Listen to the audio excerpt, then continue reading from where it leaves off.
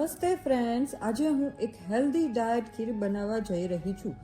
આ ખીર kids friendly પણ છે અને જે લોકો ડાયટ કોન્શિયસ હોય છે એ લોકો પણ આમાં પ્રોટીન પાવડર ઉમેરીને લઈ શકે છે.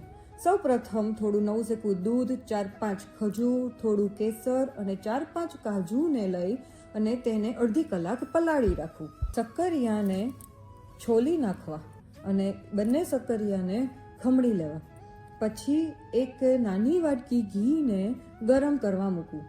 તેમાં ખમણેલા શક્કરિયા નાખવા અને શેકવા માટે શક્કરિયાને ચલાવતા રહેવા, જેથી કરીને તે નીચે વાસણમાં ન ચોંટી જાય. સોફ્ટ થઈ જાય શક્કરિયા ત્યાં સુધી એને શેકવા. પછી તેમાં શક્કરિયામાં 1 લીટર દૂધ ઉમેરવું. 1 લીટર દૂધ ઉમેરી અને દૂધ ઘટ થાય ત્યાં સુધી ચલાવતા રહેવું. નીચે વાસણમાં ચોટે નહીં એ માટે એમાં ચમચો ચલાવતા રહેવું. પલાળેલા કાજુ, ખજૂર અને કેસરની પેસ્ટ બનાવી અને તેને ખીરમાં ઉમેરવી.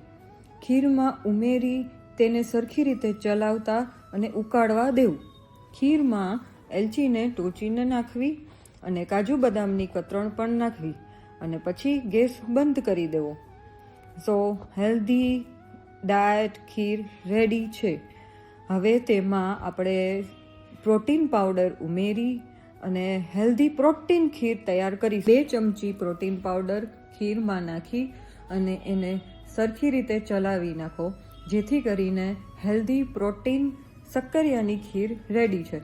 કિડ્સ માટે કોકો પાવડર ઉમેરી અને એ લોકોને હેલ્ધી ચોકલેટી ખીર બનાવી શકાય છે. કિડ્સને આ ચોકલેટી ખીર બહુ જ ભાવશે અને હેલ્ધી પણ છે. સો રેડી છે healthy diet kheer chocolaty for kids. Friends, please like, share and subscribe my channel for new recipes. Thank you.